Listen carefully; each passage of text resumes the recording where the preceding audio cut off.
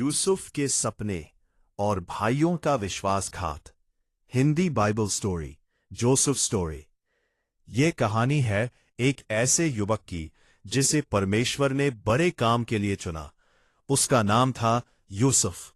यूसुफ अपने पिता याकूब का सबसे प्रिय पुत्र था। कई सालों की प्रार्थना के बाद उसका जन्म हुआ था, इसलिए याकूब उसे बहुत प्यार करता था। एक दिन याकूब ने यूसुफ को एक सुंदर रंग बिरंगा कोट दिया, लेकिन उसके भाइयों को यह पसंद नहीं आया। वे उससे जलने लगे।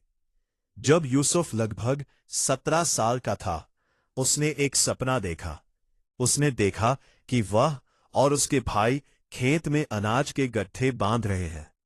अचानक उसके भाइयों के गट्ठे उसके गट्ठे के सामने झुक गए। जब उसने ये सपना अपने भाइयों को बताया, वे और भी गुस्सा हो गए। फिर यूसुफ ने एक और सपना देखा। इस बार सूर्य, चंद्रमा और 11 तारे उसके सामने झुक रहे थे। ये सुनकर उसके भाई सोचने लगे कि यूसुफ उन पर राज करेगा। उनका गुस्सा अब नफरत में बदल चुका था। एक दिन उसके भाई भेड़ों को चराने दूर गए हुए थे। याकूब ने यूसुफ को उन्हें देखने भेजा। जैसे ही भाइयों ने यूसुफ को आते देखा, उन्होंने एक बुरी योजना बनाई।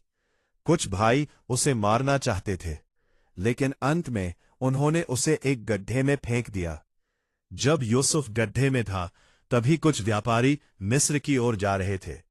भाइयों ने यूसुफ को 20 चांदी के सिक्कों में बेच दिया।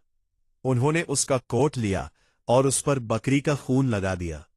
फिर वे अपने पिता याकूब के पास गए और झूठ बोला, यूसुफ को जंगली जानवर ने मार दिया। ये सुनकर याकूब बहुत रोया, क्योंकि उसे लगा उसका प्रिय पुत्र अब नहीं रहा। लेकिन सच्चाई कुछ और थी। यूसुफ जिंदा था और मिस्र में एक गुलाम के रूप में रह रहा था। उसे नहीं पता था कि परमेश्वर उसके जीवन में एक महान योजना पूरी करने वाला है। एंथ संदेश। कभी कभी जीवन में कठिनाइयां आती है, लेकिन परमेश्वर की योजना हमेशा सबसे अच्छी होती है।